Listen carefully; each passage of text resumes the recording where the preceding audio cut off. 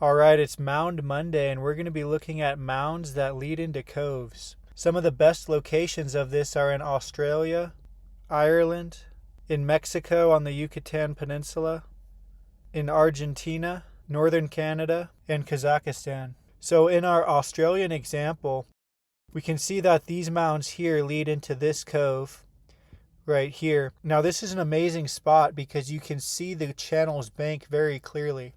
And this is a great example of how channels make coves. And then now let's zoom into the mounds. And we see we've got mounds that have been sculpted by water flow. And then right next to that, we have drumlins, which form parallel with that current. So the current flowed into the cove like this. But let's go backwards, and we find more drumlins over here. Okay, if you study the landscape of Australia, it's absolutely covered in drumlins. And this is all from sheet water flow. This is not from wind. Wind likes to make lobes more so than drumlins. And look at this. All this scoured out path is definitely the action of water, because water is a heavy fluid and likes to carve things out. And then plus you've got a lot of salt deposit. A high concentration of salt indicates ocean water. All right, let's go to Ireland. All right, we've got a good cove here with a somewhat streamlined island. We've got some nice mounds here. They're actually pretty straight, so they're kind of bridging the gap between mounds and drumlins.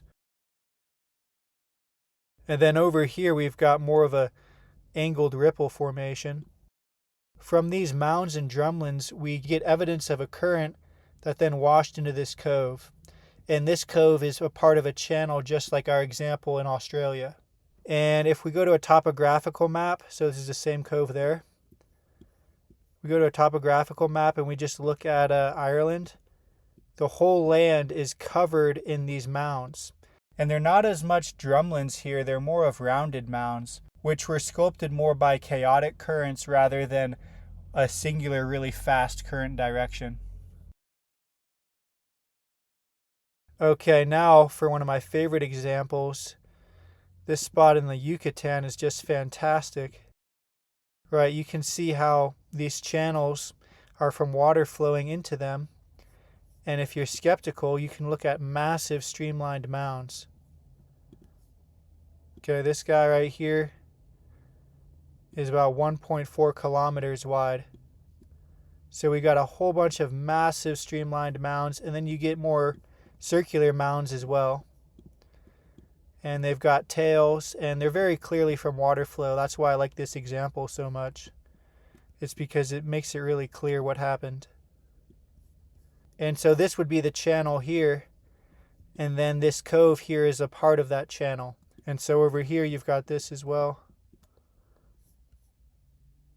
And then, okay, so now we're in Argentina, and these are more like drumlins, but they're really streamlined mounds. Right, you can see here they're smaller mounds, and they show a water current that flowed this way. And so this cove here was a channel. It flowed over this spit of land, and then it went through here in this channel. Okay, now we're in Canada, and we've got a nice cove right here.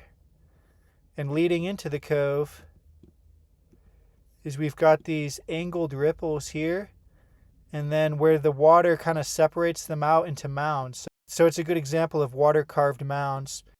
And then you can go over here and find some smaller streamlined mounds. And then let's go to Kazakhstan, right, where we get some nice rounded mounds here. And when we zoom out, we see that the watershed flowed into the Caspian Sea this direction. And this is on the edge of the bank, right? So you can see that it's got a distinct bank edge right here.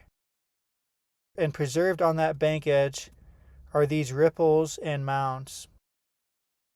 And then there are mounds on top of the mounds.